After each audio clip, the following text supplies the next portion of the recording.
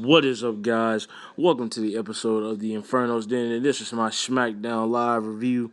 And man, I'm just gonna go right into things. First off, this was a way better show than last week. Last week was trash compared to this, man.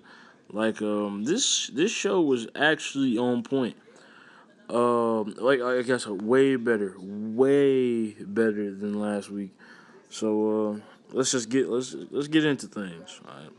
So first, man, we started the show. Well, last week apparently on Talking Smack, the Miz was on Talking Smack, and Daniel Bryan told the Miz, like, the Miz was talking about how good of a competitor he was, and Daniel Bryan told the Miz that he was soft. He was a soft, he was a softy. He didn't have, really have what it take to be the greatest because he didn't show it. And pretty much he was talking to the talent. He was talking to Miz. He's labeled the talent in this case. He was just pretty much telling them, guess what? You suck. So, man, apparently last week Miz lost control. Miz got pissed off. Miz got, he was just angry. And Miz just went off on everybody. Miz just went off on everybody. He was like, "You shut up, you shut up. I'm talking. When my hand goes up, your mouth goes shut." He was just going off on people. And eventually, Daniel Bryan just walked off because he didn't see the point of staying. Because Miz started bringing up the fact that Daniel Bryan had that neck injury and how Daniel Bryan promised all those people, how Bryan promised all those people he was gonna come back. But the neck injury got in the way, and he never did come back. And so Miz was just like, "You're a liar, Daniel. You lied to us. You lied to the universe. But you want to call me a coward? You're the coward because you're a liar." And so, yeah. And then that leads into like the beginning, a part of the show where you have Shane and Daniel Bryan rewatching what happened on Smack and Talk, Talking Smack. I mean, and Shane was just pretty much, he was just like, "Daniel, I can't believe I'm saying this, but you deserve, Miz deserves an apology from you. You need to give Miz an apology. You don't talk back to the talent like that." And Daniel Bryan was just like, even though he said maybe I was a little too honest with him, which he was just like, he's still basically calling him a coward. But you know what? I was a little too honest with him. I told him too much of the truth, pretty much. But then this is what hit me, man. Bryan turned back and looked at Shane. He said, "But I find this advice a little ironic, knowing that this is coming from the man that's beefing with Brock Lesnar." Now, this was a huge, this put Shane in his place real quick, man. Because, you can't tell Daniel Bryan, "Hey, man, you need to back up off the talent. You can't talk to the talent that way." But you beefing with Brock Lesnar? Oh, yeah, and man, shoot, Brock Lesnar's the talent. That man is a complete talent. Daniel pretty much just turned the tables in Shane's face. And then we started off the actual show. So we start off the show, guys, with The Miz and Maurice. He comes out fired up, man. This man, he comes out before his music even hits. Like, this man is walking down the ramp. He walks halfway. All you hear is "Girl Don't Close." All you hear is "Oh, it's something." I'm joking by the way. I don't know, but this man is at mid stage, and all you hear is "Oh, it's some." I came to this man's music hits, and oh yeah, he gets in the ring. And he was just like, "All you people are cowards. You people can't call me cowards because I'm the Intercontinental Champion. This is the greatest title of all time." He's like, I don't care about a WWE Championship, which I'm pretty sure if he had the opportunity, he would take it. But yeah, he don't care about it. But push. But yeah. So pretty much he was just bragging about his Intercontinental title until this man came out, which, I mean, we've seen this a lot of times. Like, once the man that goes for the main title, that WWE Championship, once he fails, then we see him get another opportunity at it. Once he fails at that another opportunity, then we see him go to another level, just another low. This man, Dolph Ziggler, came out pretty much looking Miz in the face and was just like, "Miz, you want to know why these people don't respect you? You want to know why people in the back don't respect you? You want to know why your wife barely respects you? It's because you don't show a heart. It's because you don't put you don't give it your all, Miz. You always try to find the easy way out." He was just like, "How about, Miz? You show me right now." He said, "Miz, enough with the crap, man. like he pretty much he told him, he said no title match. He said no referee, no bell, none of that. He said me and you, we gonna go head to head right now in just a fist to fist fight. And if you can beat me in this fist to fist fight, Miz, man, it would be no doubt in my mind that no one can call you soft ever again. Ziggler took off his jacket, or it was a shirt or something. I don't know. I don't know what he was wearing. I think it was a jacket. He took off his jacket and his shirt. It was yeah. He was wearing a jacket and a shirt. He took off his jacket and his shirt, and Miz was just like, okay then. So he handed Maurice the title. Maurice got out the ring. Miz started taking off his his jacket and stuff, and handing that to Maurice, and then Miz. Of course, this was a normal heel move. Miz started going toward Dolph Ziggler. Then he was just like, you know what? Hell no. Then he backed on up, jumped out the ring, and he started heading to the back.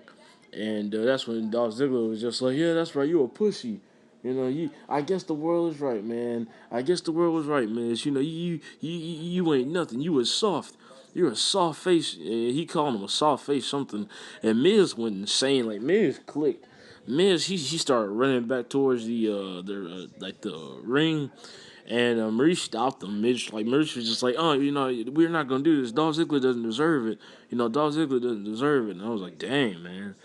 Like that's some crazy stuff, but yep. So I'm pretty sure at Backlash I'm pretty sure this rivalry is gonna elevate to next week because, like I said, this is how it always is. The challenger does not beat the champion, so the challenger gets another opportunity. The challenger fails at his opportunity, so then he goes down to another level. In this case, the another level is the Intercontinental Championship. So I'm pretty sure Dolph Ziggler is probably gonna take on Miz at Backlash. Especially for that streak. But let's see, moving on in the show, we got a tag team title match for the tag team tournament. The Hype Bros versus the Vibe Villains. Now, this right here, man, this match was actually kind of good. It was actually pretty decent. Like I said, this is way better than last week. Last week was predictable. I really couldn't predict who was going to win this because, I mean, Hype Bros, the Vibe Villains. My pick was the Hype Bros, and of course, my prediction came true. Hype, man, they did a good job. They cleaned house. Um, it all ended, man. The way this match ended, like the job villains. My bad. They changed their name to the job because they're jobbers and they don't win anymore because they only got that one little push when they first came in, and ever since then, they've been a good job. I don't need to explain to you guys what job means, but pretty much, yeah. Um, Man, Mojo Rawley, this man hit a huge punch. Like he hit the splash and then he hit a punch like in the middle of it. Like it literally that was like that Big Show that yeah, it's the Big Slow. Man, we haven't seen that in a long time. And Mojo Rawley, man, that man mocked the Big Show with that punch. That was a knockout blow. That's when Zack Ryder jumped on the back of Mojo Riley, and no. No. Mojo Riley picked up English, and Zack Ryder got on the mid rope, and he jumped over Mojo right into a mega rough rider, and that was game. Hype Bros move on to the semifinals, and they will. Well, I'm not gonna tell you who they're facing yet because you're gonna have to watch a little longer, watch the podcast. I mean, not, well, I just said podcast. My bad, guy. Watch the Infernos then a little longer to see that. But but we go back after this. We go backstage to see AJ Styles. Which, by the way, I'm just gonna throw it out there. I like what AJ Styles is doing. AJ Styles is, his charisma, the way he walks, the way he talks like he's the man. He walks like he's the man. Because truly, AJ Styles knows his character so well to the point where he knows, hey, I'm the man. I'm the man that beat John Cena at SummerSlam. No one can ever take that away from me. And he's wearing John Cena's armband around his waist because John Cena got them tree arms. Freaking that man he's wearing that armband around his head. I'm just like, man, that's insane. But oh yeah, it was Apollo. AJ walks up to Apollo, and like he was really before he walked up to Apollo, he was just talking to a bunch of people. I'm the face. I'm the face that runs the place. You need to respect that. My name is AJ Styles. I beat John Cena. He was just going around just talking. and he walked up to Apollo. He did that crowd with Apollo. Apollo just dissed him. That man, he dissed that man. Like he was like teaching him how to spell. He took him back to first grade. Taught him how to spell cruise instead of creed. And AJ Styles was just like, yeah, it don't matter how you spell your name because I beat John Cena at WrestleMania. You need to respect me. And AJ Styles. Next thing I know, man, AJ Styles, music kid. He goes out to the ring, and he's sitting there talking about how he's the man, talking about how he's gonna beat Dean Ambrose for the title. And I know where Apollo comes out, and Apollo was just like, all right, look, look, AJ. I don't know if you're ready, he said, but it doesn't really matter because I just got permission from Daniel Bryan to have a match with you, and that match starts right now. And AJ Styles just like, right now, you want to face the man right now? You can face the man. And these two actually had a really good match. It was I'm pretty sure they weren't going all out, all movement. But from what they did, of course, this was kind of predictable that AJ Styles was gonna pick up a dub. But it's like the way AJ Styles and the way Apollo Crews had that chemistry in the ring. They were just going back and forth, big moves, and mostly Apollo had the big moves coming. Because I really feel like we haven't even seen Apollo's whole move set. Man, this man is freaking OP. Like, I'm pretty. That's right. He's gonna be in WWE 2K17, but probably that $100 pre-order. But yeah, man. Apollo, he has a move set, man, and they had a good match. But the way this match ended was Apollo got caught on the Apollo was grabbing for AJ Styles when AJ Styles was on the top rope. AJ Styles kicks Apollo in the face, gets on that rope, and we all know what happened when he gets on that rope, man. He pulled off that elbow pad the same way he did with John Cena, and phenomenal forearm right to the face of Apollo. And that was it for Apollo, man. AJ Styles picks up that dub. Let's see. Okay. Next we had, man, this was very stereotypic. Like, especially to, like, I'm not going to label people, this was very stereotypic to the rednecks. I guess you would say it like that, man. Okay, so they had this. It was up in West Virginia, and Renee was visiting Heath Slater's house. This man was living in a trailer, and like he had this country tail wife. It was horrible. It was very stereotypic. I was like, wow, like, is that what you really think that people how they live, though? Like, seriously, like she was just like, I brought dinner, and she laid out some Viennas, some crackers, and some squeezed cheese. I'm just like, man, what the heck? Like, almost like they were broke or something. Like they didn't have any money. And that's why Heath Slater was just like, that's why I need this contract, because I'm going to get this trailer double sized once I get my contract for $1 million. What the hell, no, man? Ain't no wrestler that making $1 million for, no, heck, no. But, this was very stereotypic, man. Renee just pretty much was just questioning, them, and his girl, his actor, the girl that was acting as his wife. She was like, "Yeah, honey, you gonna win that contract," and he was like, "Yeah, I know." It was very stereotypical. But let's just say it ended, with he was talking about, Renee, I can show you my pool. And then he was just like, my kids are in the backyard. Then he heard a truck pull off. And then he was just like, he called out his kid's name. And then him and his wife just ran out the room. And Rhino was looking at Renee with awkward eyes. And he just raised up his eyebrows at Renee. And Renee was just like, okay, I'm about to get on out of here. But, yeah, very stereotypic. It really did shock me. But, oh, yeah, guys, also, tonight was the return of the Headbangers. If you guys don't know who the Headbangers are, man, they are an insane, crazy, and out of control tag team. They're veterans. They're like veterans, almost like the New Age Outlaws, almost like the Dudleys. It's almost like we lose. Okay, you guys got to remember, we lost the New Age Outlaws. We got the Dudley Boys, and now we got the Headbangers. Headbangers has returned, and they will be facing Slater and Rhino, tonight. They fought them tonight. But before we get there, man, we got Bray Wyatt, calling out the Viper. Bray Wyatt was just like, I'm going to separate the Venom from the Viper tonight. That's pretty much what he was on, his plan was to do. And pretty much, man, Bray Wyatt came out. That man got booed. You know, it's sad how he came from being cheered to booed so quickly. But yeah, he came out getting booed, and he pretty much. This is what he said. He was just like, Randy, you know, you're a man. You know, I don't see you as a viper, but you know, Randy, he said one thing that makes me want to, you know, have this match with you so bad is the fact that you say that you have venom going through your veins. You know, I want to see how immortal do you think you really are. And Orton came out. He was just like, Bray, I know I'm not immortal. He said, "Are you talking about the scars when I fought Cactus Jack and I was going for an RKO and like he brought up that moment when he was going for an RKO on Cactus Jack and Cactus Jack he threw him on them thumbtacks, all that blood, man. That's all I could think about was all that blood, all them thumbtacks. Like just think about like over 100 thumbtacks just going into your back in 1,000 areas, man. That hurts." And then he was talking about the match he had with Undertaker. Undertaker choked slammed that man to hell in that match. It was crazy.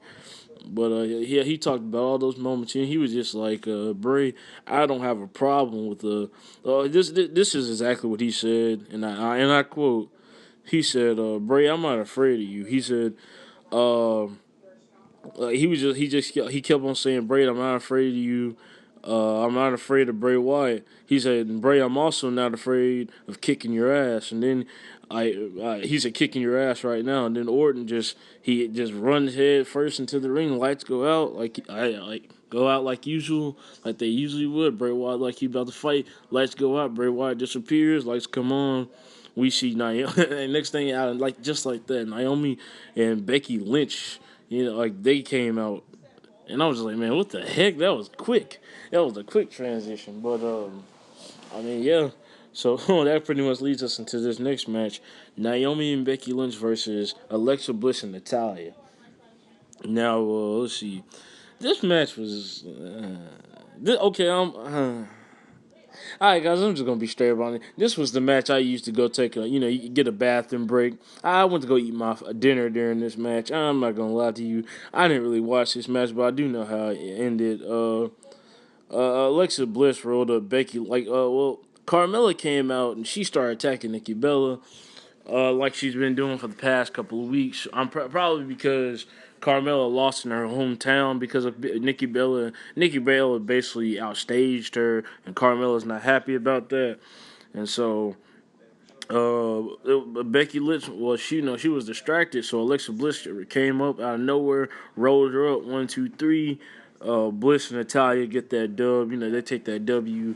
But my prediction for Backlash for this 6 pack challenge, I really do think that I think that Becky Lynch is gonna take it. Cause let me tell you something, WWE is not gonna have this woman taking all these L's for nothing. Like there has to be something. Something's gonna have to come out of this, and I think she's gonna probably win that, be the first person to win the title, knowing that she's also like the face of SmackDown when it comes to the women's division. So yeah. Next we got a promo cut, but well, it wasn't really a promo. It was a video package on Kurt Hawkins. You know, they were just showing basically Kurt Hawkins is coming to SmackDown, or I don't know where he's going actually, because I think we have these commercials on Raw too. I don't know where Kurt Hawkins is going, but apparently Kurt Hawkins is returning to WWE soon. I think this is a quick rebound, knowing that Shelton Benjamin was. I really want that man to be the first black ever WWE champion, but I think this is like a reboot from Shelton Benjamin getting hurt in that injury. So we're gonna get Shelton Benjamin eventually, just not right now. So they don't have Kurt Hawkins come in and probably fill in that space for that return. Up next, man, we have the tag team title tournament continue with the Headbangers versus Rhino and Heath Slater. In this match, we'll decide who faces the Hype Bros in the semifinals next week, I believe.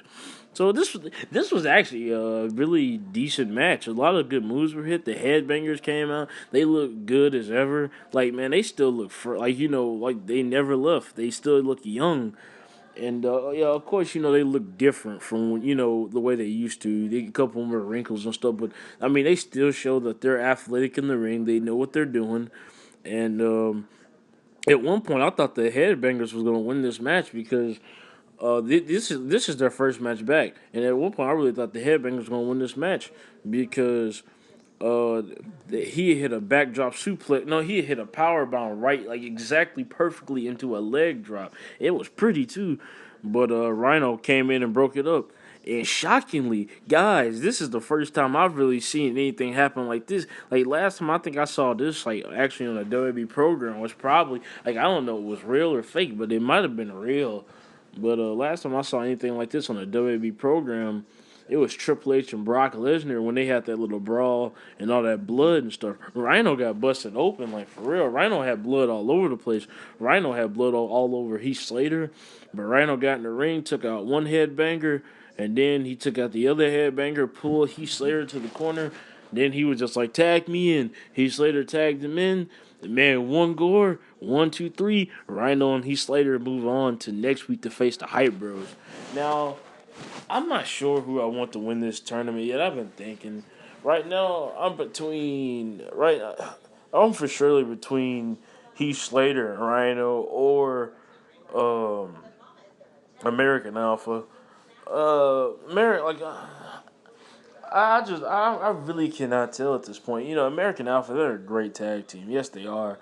But I really do think that Heath Slater is going to get this opportunity out of everything because Heath Slater's been through a lot. And I think that the best way for him to get put onto a show is by taking these tag team titles home. So, yeah, right as of now, I'm pulling more for Rhino and Heath Slater, but we'll see what happens. Next, this was a funny segment. This dude calls himself the Milkman. The Gary the Milkman.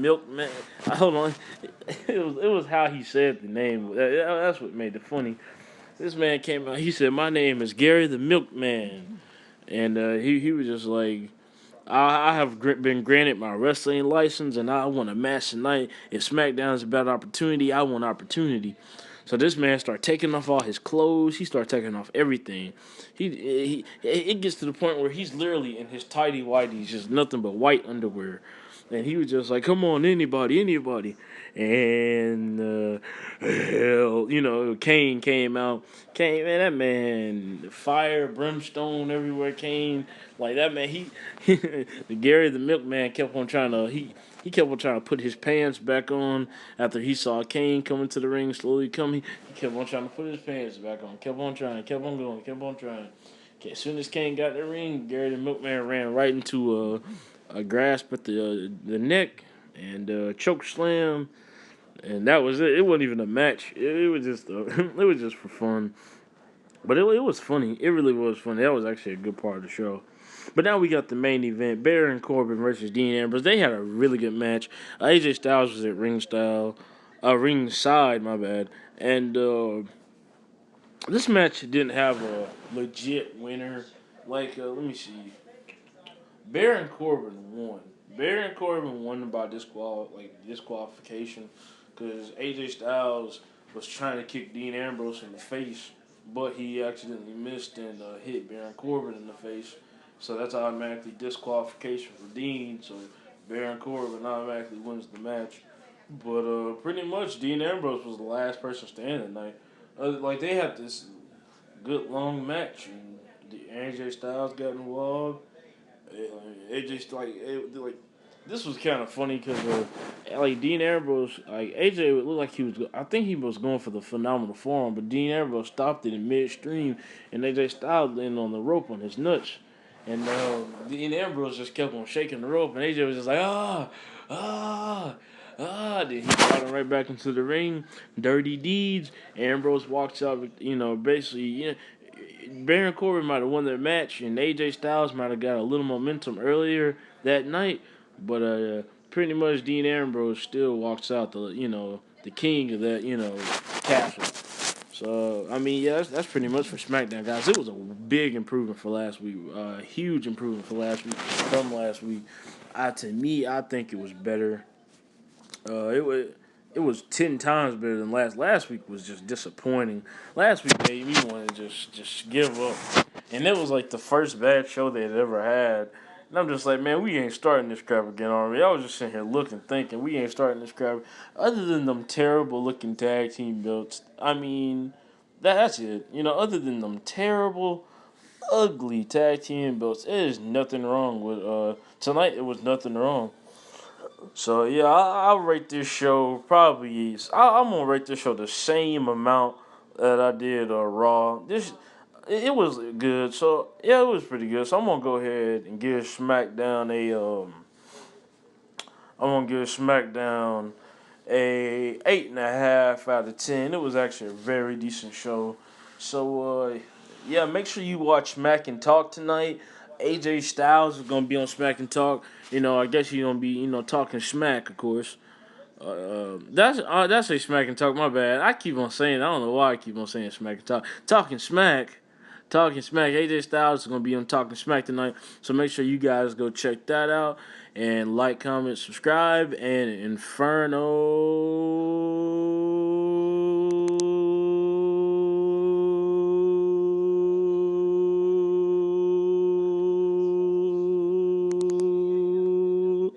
out.